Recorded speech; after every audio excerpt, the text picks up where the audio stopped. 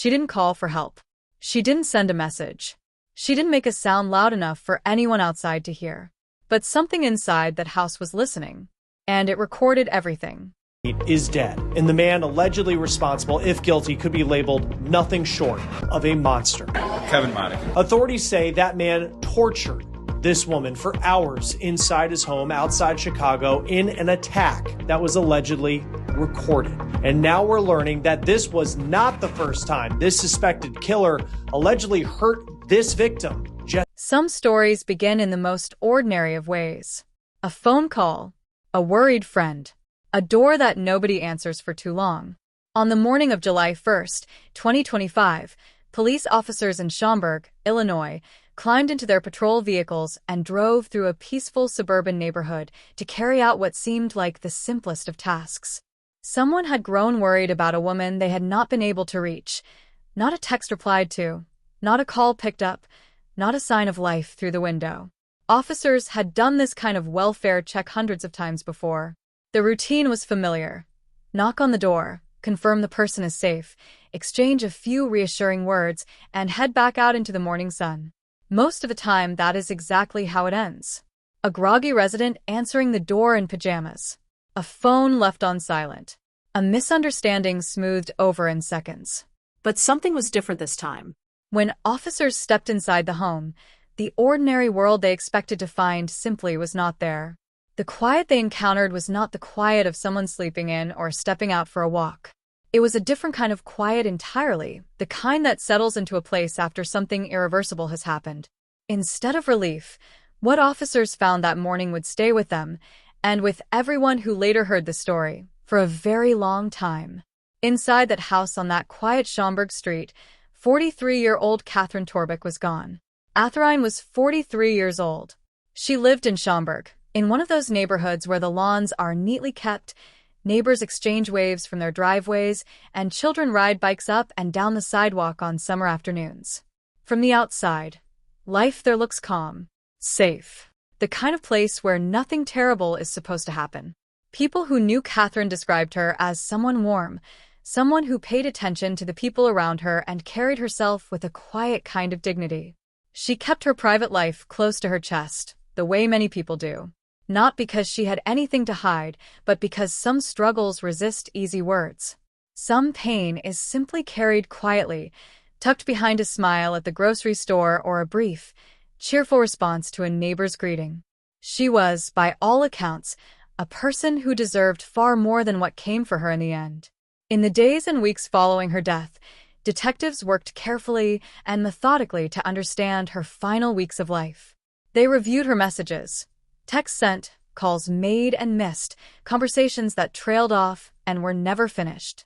They spoke to people who had known her, who had sat across from her at a table or stood beside her at work, trying to piece together whether Katherine had felt afraid in the time leading up to July 1st, and whether anyone around her had known how close to the edge things had come. What they found painted a painful and all too familiar picture of a relationship that had been slowly coming apart, fraying thread by thread until there was nothing left to hold it together. Kevin Motykie was 44 years old. He lived in the same home where Katherine was found. After her death, investigators turned their attention toward him with care and determination. They began reviewing his history, his known behavior, and the full nature of the relationship he had shared with Katherine in the time leading up to that morning. What came back was troubling. According to prosecutors, there had been problems inside that home long before July 1st arrived. Police had reportedly been connected to the residence in some capacity prior to the homicide, a detail that would become deeply significant as the case developed. There were allegations of earlier incidents, earlier confrontations, and a slow build of tension that had reportedly been growing for some time before it finally reached its breaking point. Investigators also turned their focus to Motykie's movements and behavior in the specific hours surrounding Katherine's death. In a case like this, every detail matters. A phone checked at a certain time, a car seen in a certain place, a message sent or not sent. Detectives are trained to find the shape of events inside the smallest of details, and they worked through each one. As word of the case spread, those who study domestic violence recognized the pattern immediately. They have seen it before, more times than any of them wish to count. A relationship that spirals downward slowly, almost invisibly to those on the outside, until one terrible moment arrives and changes everything that follows forever. One of the most painful parts of any story like this is the looking back. It is the moment when people go over the timeline and begin to see, in hindsight, the warning signs that were present long before the worst came to pass. In the investigation that followed Katherine's death, prosecutors claimed that warning signs had existed well before the end. Detectives spoke with neighbors who remembered small things they had filed away and not thought much of at the time. They spoke with family members trying to reconcile what they knew with what they were now being told. They reviewed records, messages, and accounts from people who had been close to the relationship in the months leading up to July 1st. According to prosecutors, the relationship had reportedly involved repeated arguments, increasing conflict, and a pattern of behavior that anyone trained in recognizing domestic violence would know on sight. Because that is the nature of it. Domestic violence rarely arrives all at once, fully formed, and impossible to miss. It tends to grow slowly, almost organically. A raised voice one week, a slammed door the next, a pattern of control that quietly tightens over months and sometimes years. Friends and family often sense that something feels off long before they can name it or put it into words. They notice an absence, a friend who stops showing up, who answers questions with shorter and shorter answers, who seems to be disappearing in small increments over time. And victims themselves are often caught in a situation that is far more complicated than it appears from the outside. They may feel trapped, afraid to leave, afraid of what leaving might trigger, afraid of what staying will cost them, unable to find a clear path in either direction. The fear is real. The danger of leaving is real. The paralysis that comes from living inside that kind of situation is real. Katherine, like so many people caught in circumstances like hers, may have been carrying far more than the people around her ever fully understood.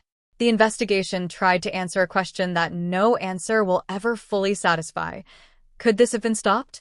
And if the answer is yes, even partially, even in ways that were difficult and uncertain, then that answer demands that we pay closer attention next time. Among the evidence collected inside the home, investigators reportedly discovered an audio recording device. What was on it changed the shape of the entire case. According to prosecutors, the recording allegedly captured sounds from inside the house during the hours before Katherine died. Investigators said it contained voices raised in argument, the sounds of movement from room to room, and audio that pointed clearly to a confrontation that did not end quickly or quietly. Prosecutors later described what was on the recording as deeply difficult to hear. They alleged that it documented a prolonged period of violence.